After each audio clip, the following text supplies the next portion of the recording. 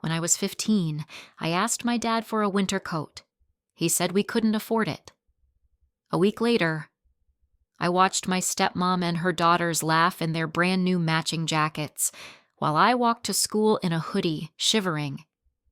Hi, I'm Nora. And this is the story of how I turned that silence into something powerful. 15 years later, I didn't scream. I didn't confront. I sent my father a box filled with warmth I never got. Have you ever carried quiet pain for years and finally found a way to let go without losing yourself? I'd love to hear your story too. Let's talk in the comments.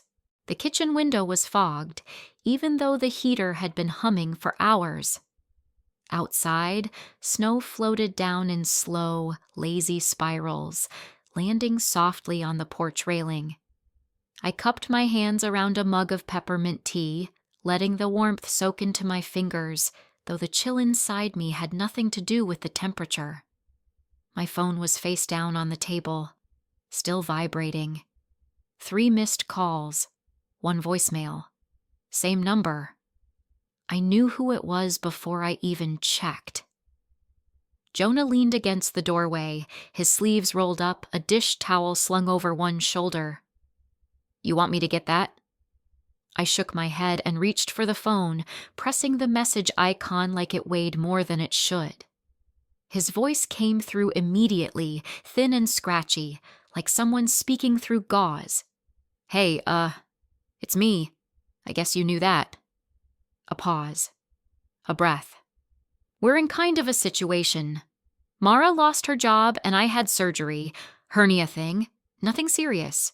But I haven't been able to work. We're in a motel in Amsterdam. It's not great. I don't know where else to go. I was hoping, maybe, we could stay with you. Just for a few weeks. Until we get back on our feet. Click. I stared at the screen. My reflection looked older than I felt.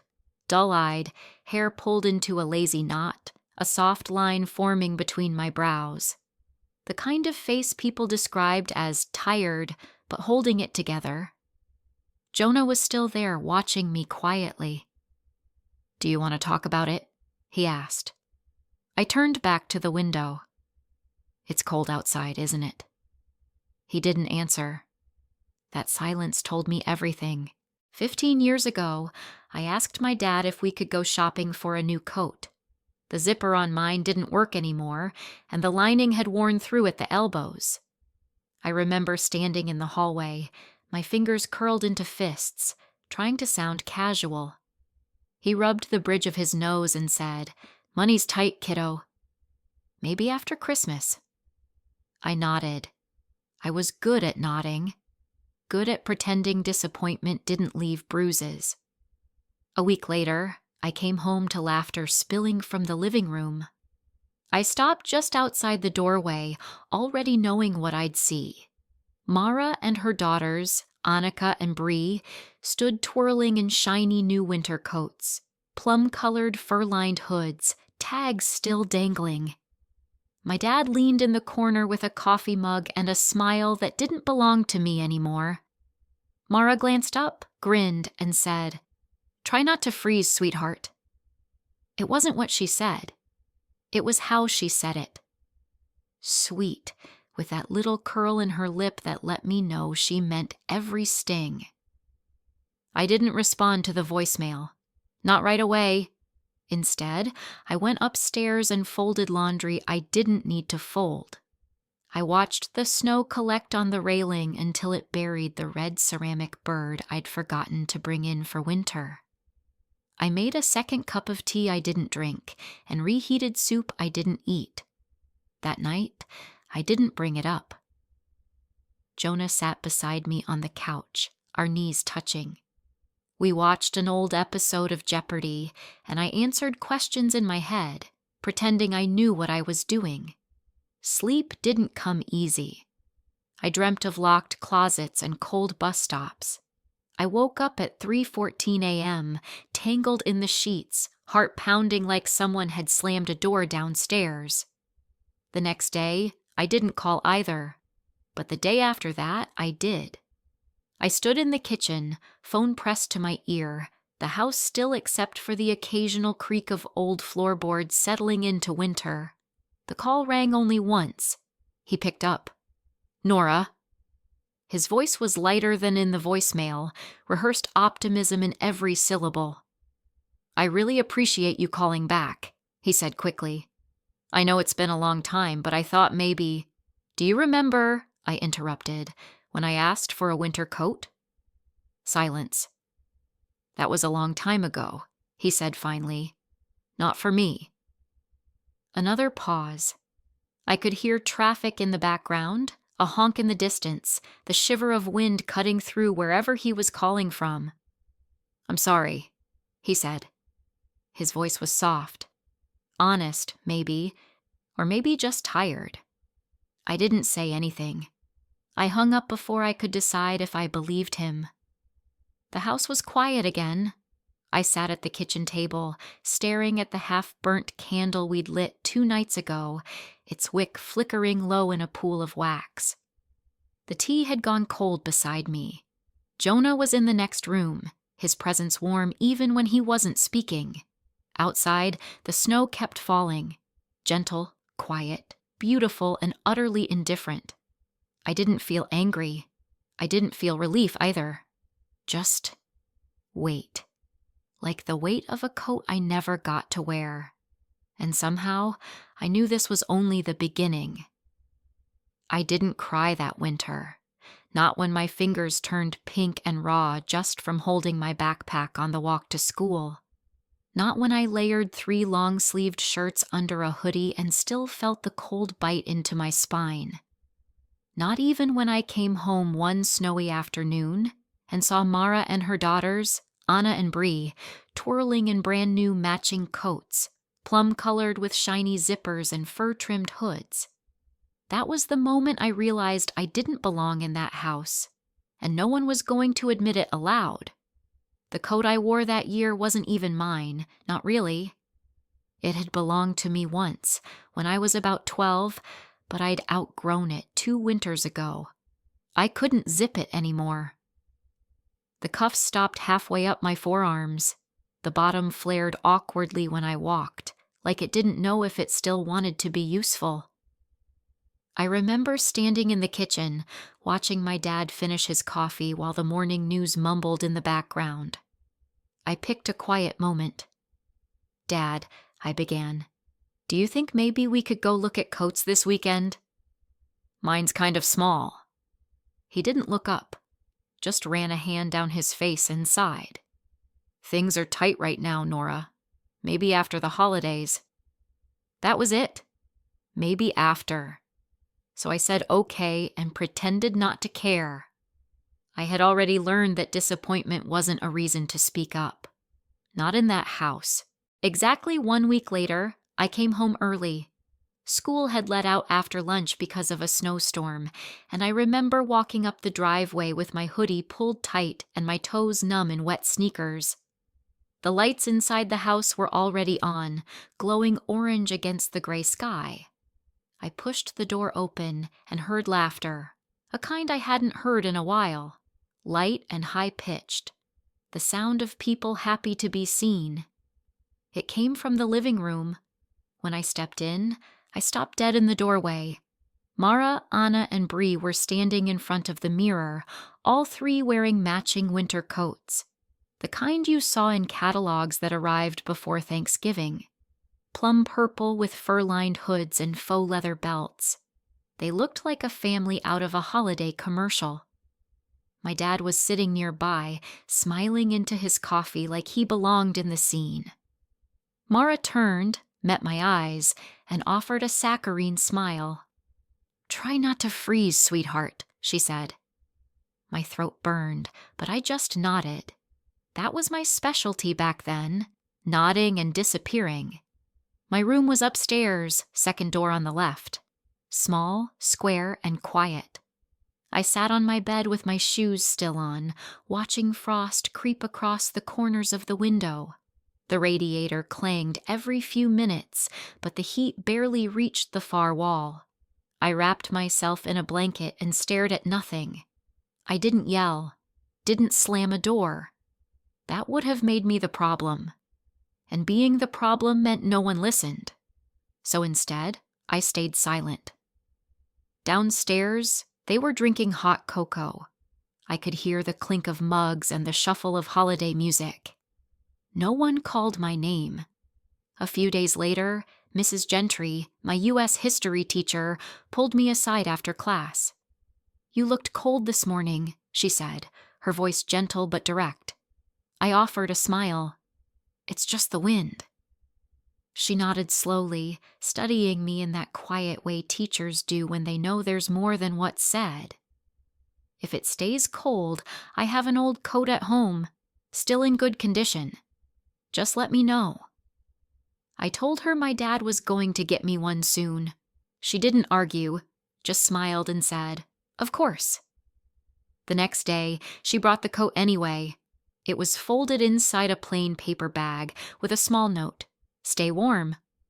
Mrs. G." The coat was red. Not fire truck red, more like cranberry, deep and warm. It was heavier than it looked and smelled faintly of cinnamon and something floral. I didn't put it on until I was halfway home, out of sight. When I finally slipped my arms through the sleeves, I nearly gasped. The lining was soft, thick. The warmth bloomed slowly across my shoulders. It felt wrong, like something I wasn't supposed to have. That night, I hid the coat at the back of my closet, behind a pile of old binders and school projects. I didn't want Mara to see it. She had a way of making generosity feel like theft, like I had taken something that wasn't mine. By the end of that week, I had made up my mind. I was going to get out. I started bussing tables at a greasy diner out by the state highway. It wasn't legal yet. I was only 15, but the manager looked the other way. I wore an apron 2 sizes too big and scrubbed ketchup from booths until my knuckles were raw. Every night, I took my tips, mostly coins and wrinkled singles, and tucked them into an old shoebox beneath my bed. I counted them like prayers. $4.85, $12, $19.63. I didn't know where I'd go. I just knew I couldn't stay. I stopped asking to go ice skating. Stopped leaving hints about holiday concerts or weekend movies. I saw the photos on the fridge. Anna and Bree holding marshmallows on sticks, my dad smiling next to a snowman I hadn't helped build. It didn't hurt, not like it used to. What I felt was colder than hurt. It was clarity. That winter, I didn't cry. Not when my coat sleeves stopped at my elbows. Not when Mara called me that girl in front of a neighbor. Not when the only gift I got for Christmas was a pair of socks that weren't even wrapped. I didn't cry, but I remembered everything, and every dollar in that shoebox was a promise. One day I'd leave, and I'd never ask for a coat again. I left quietly at 18. No slam of the door, no screaming match, no dramatic scene. Just a single sheet of paper, folded once, left on my neatly made bed. I'm safe. Don't look for me. I didn't pack everything, just what mattered. The coat from Mrs. Gentry, my shoebox of cash, a few clothes, and the acceptance letter from SUNY Albany that had come in a plain envelope 4 weeks earlier. No one was home when I walked out that morning. Mara had taken Anna and Bree to some weekend baking class. My dad had probably gone to the hardware store. He always claimed errands when the house got too full of noise. I didn't leave to hurt them. I left to finally breathe. College was quiet. Not because it wasn't loud. Dorms always buzzed with laughter, music, people shouting across halls. But because for once, no one expected me to disappear into the background. I worked nights in the dining hall, wiping down tables, restocking trays of brownies that vanished faster than they were baked.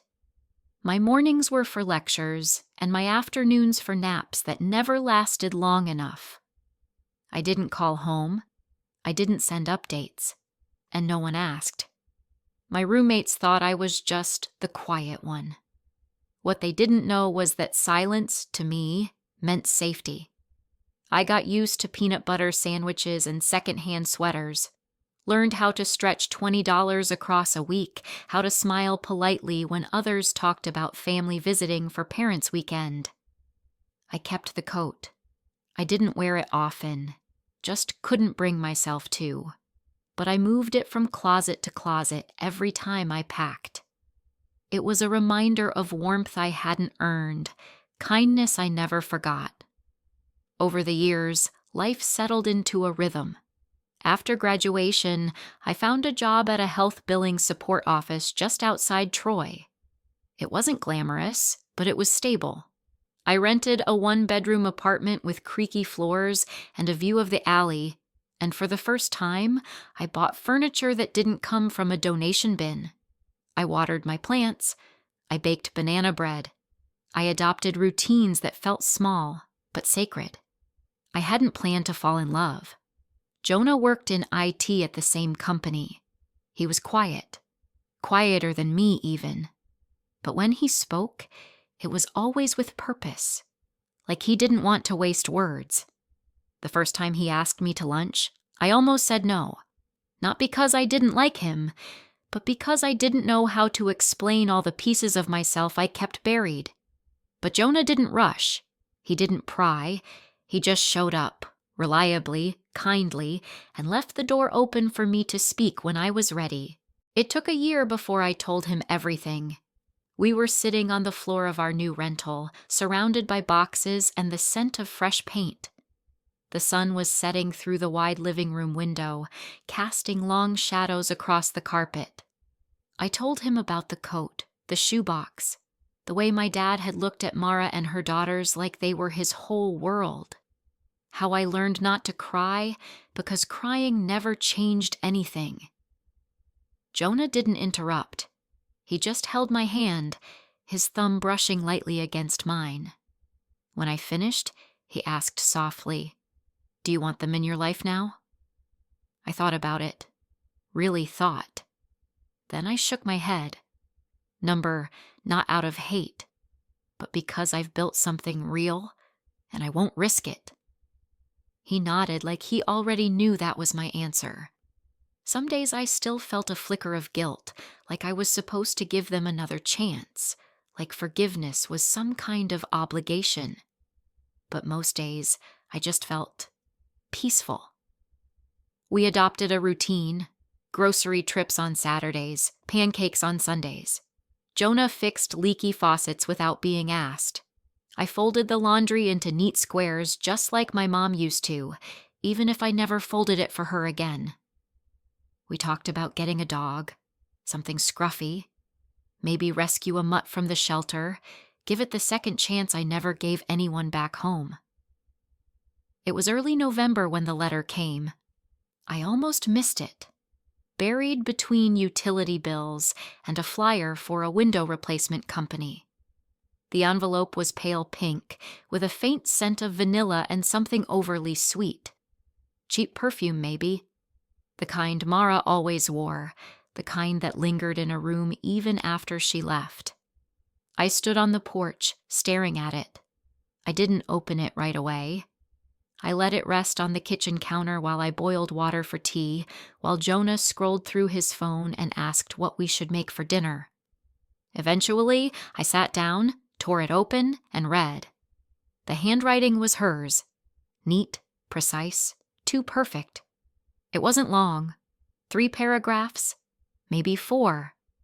She said she was shocked that I had ignored a family emergency, that it wasn't her fault money had been tight back then, that I was choosing bitterness over compassion, that I was becoming just like your mother.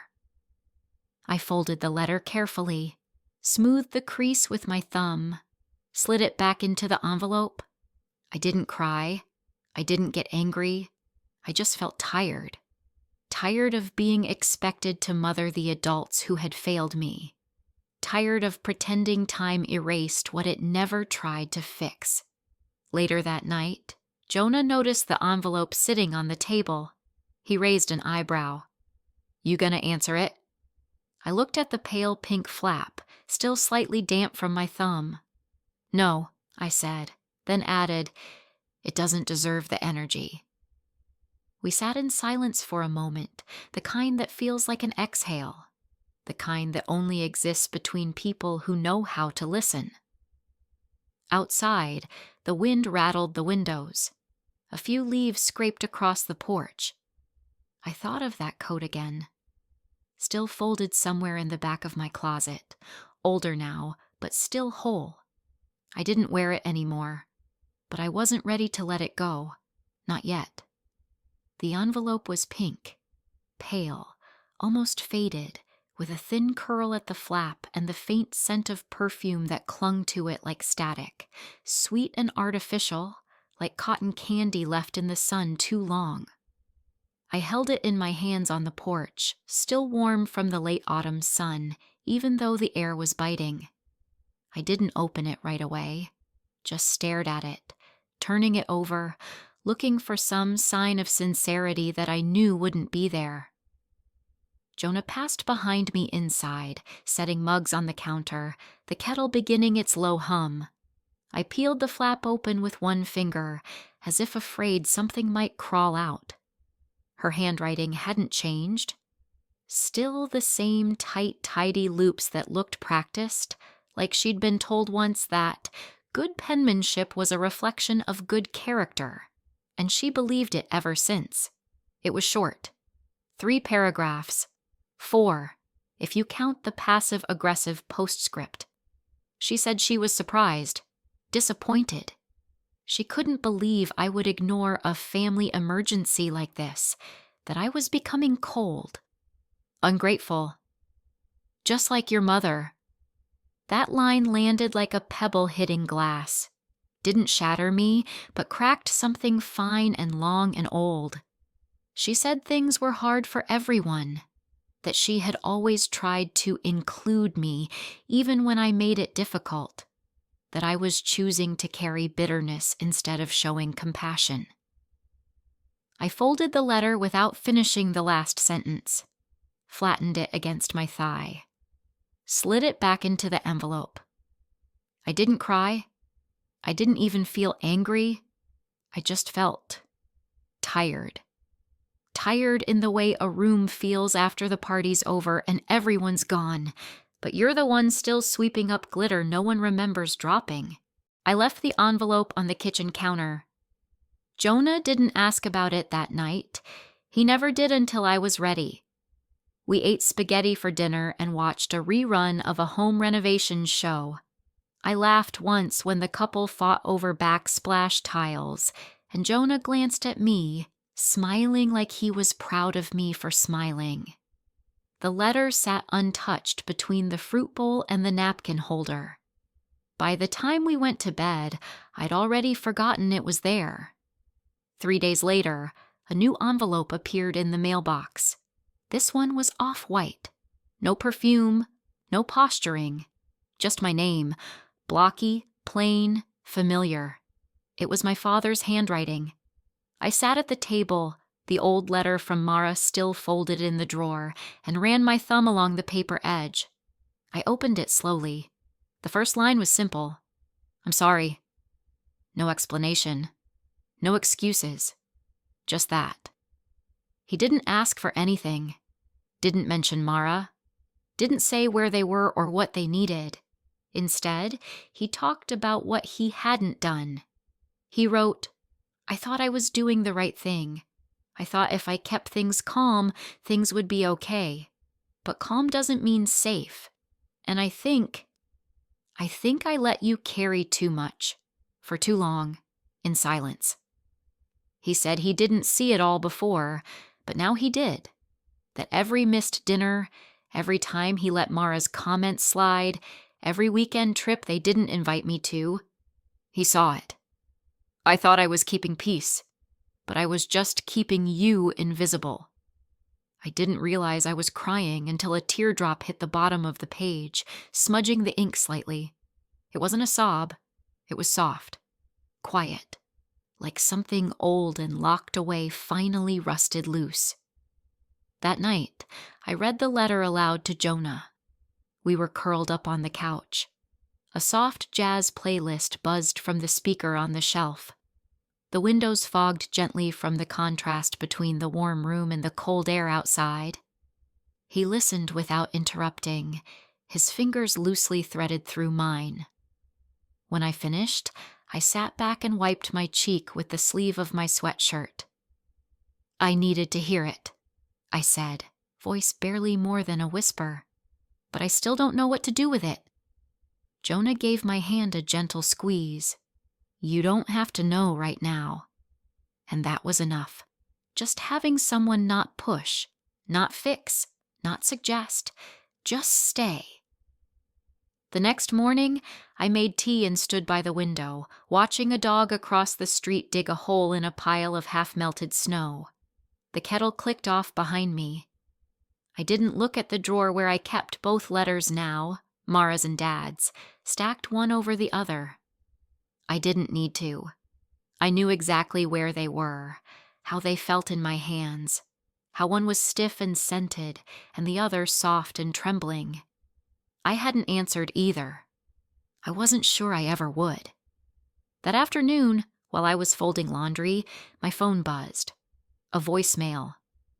I recognized the number before I touched the screen. I didn't answer. Later, after I'd stacked every towel and set them neatly in the linen closet, I listened. My father's voice again, less rehearsed this time, worn, honest. "Hi, Nora. I don't know if you'll hear this. We're at a shelter now. Church people helped. It's not great, but it's something. Mara's not happy, but I'm figuring things out. Anyway, no pressure. I just wanted you to know." There was a pause. Then very softly, "I love you." I stood there with the phone still in my hand. I didn't cry this time, but I didn't delete the message either. I just let it stay there, like a snowflake on the porch railing, cold, small, not quite ready to melt. It started as a joke, a bitter one if I'm honest. The kind of joke you make when your heart still remembers the sting, even if your voice plays it off like a shrug. I was sitting at my desk, watching flakes of snow blur the window. My inbox was full of end-of-year reminders and office-wide announcements about gift exchanges. I didn't open any of them. Instead, I opened a blank tab. "I should start a coat drive," I said out loud to the quiet room, not expecting a response. Jonah leaned in from the kitchen. "Why not?" I looked at him. "I was kidding." He tilted his head. "I wasn't." That night, the thought stuck with me. I stared at the blinking cursor on a fundraising website, wondering what exactly I was hoping to accomplish. And then, instead of rationalizing my way out of it, I started typing. "Winter Warmth Project." That became the title. Underneath I wrote, "When I was 15, I asked my father for a winter coat. He told me there wasn't enough money.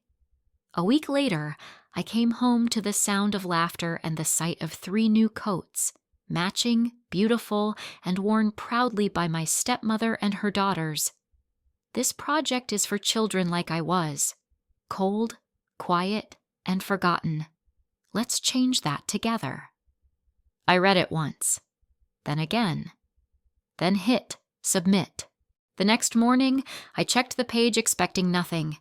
Instead, there were 3 donations already, $10, $25, $5, all with comments like, "This hit home. Thank you for speaking the words I never did." By the end of the week, we'd passed $2,000. Jonah was the first to suggest making a logistics plan. "You're going to need shipping labels," he said, scrolling beside me, "and a spreadsheet." By the second week, a local news outlet reached out.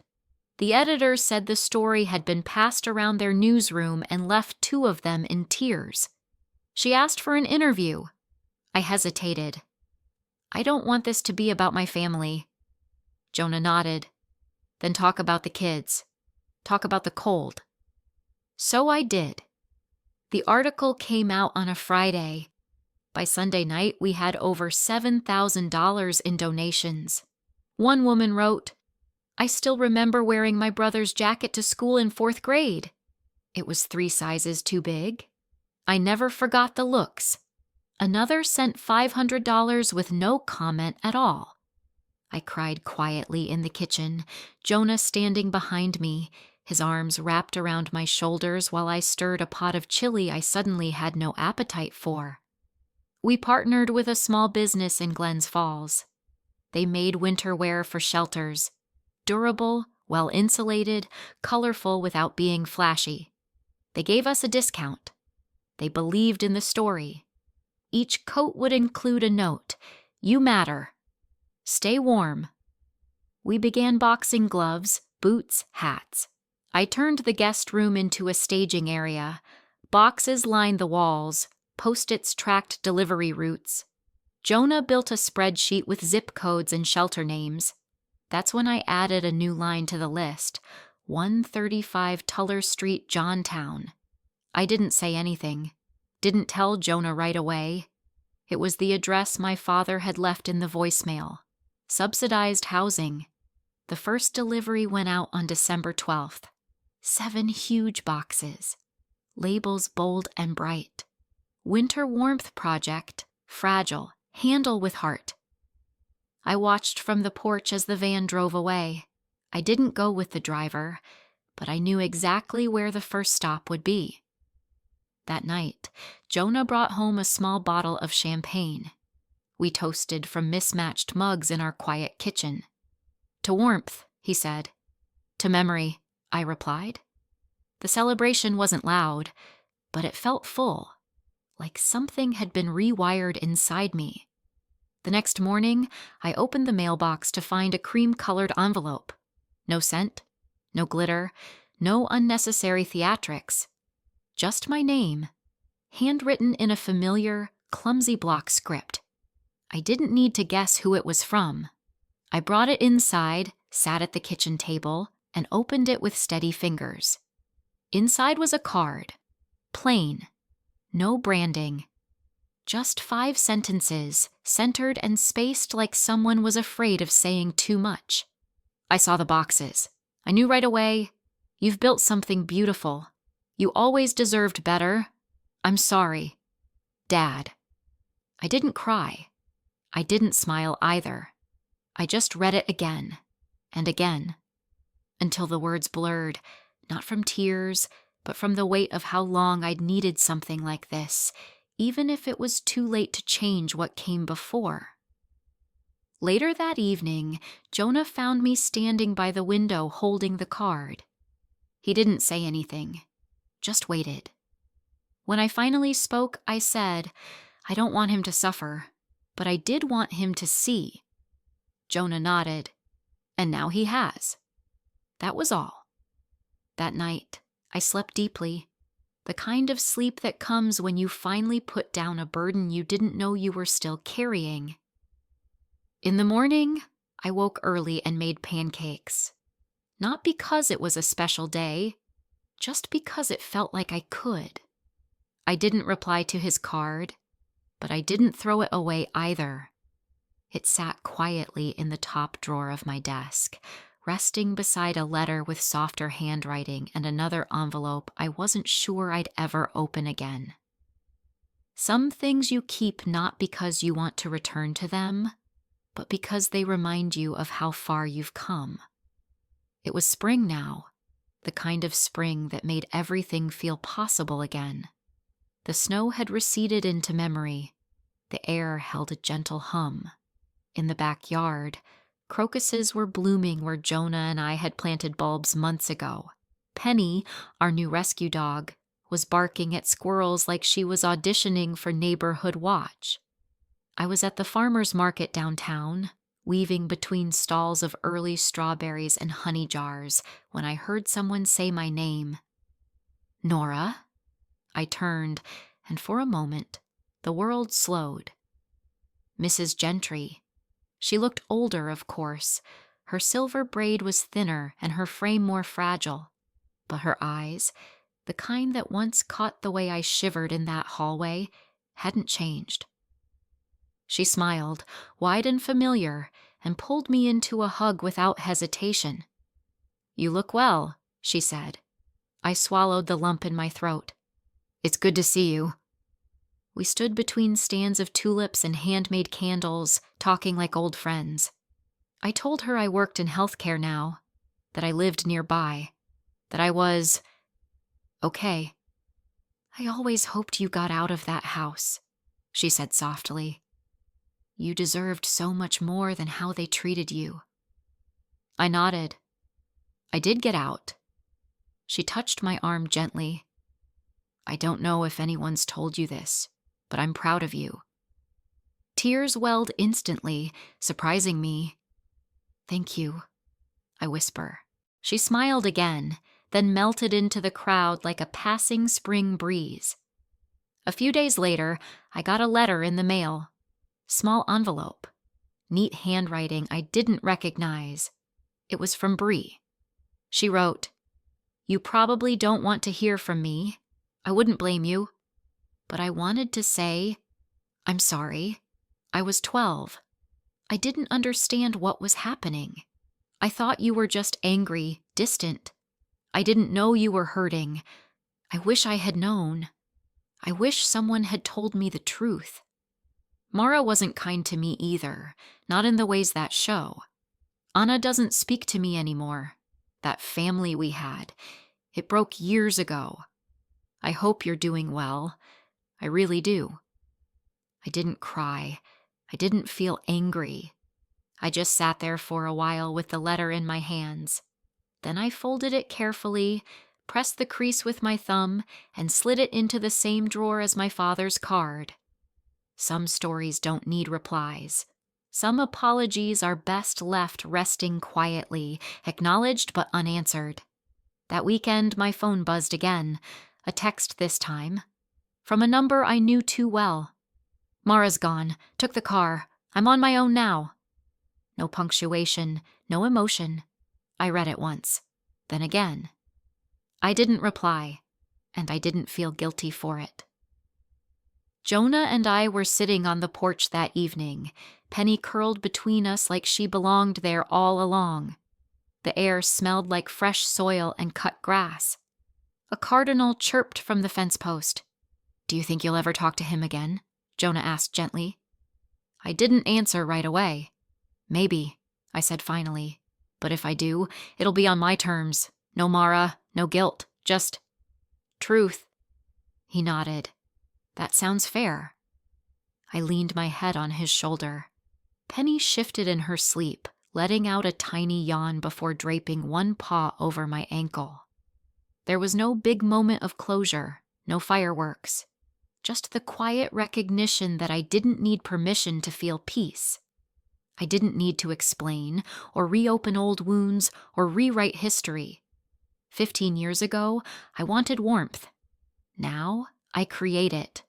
Not just with coats, but with dinners shared, dogs adopted, gardens planted, mornings kissed with soft light, and coffee brewed slow. That night, I took the card and both letters out of the drawer. I didn't read them again, just held them. Let them be what they were, fragments of a past I survived.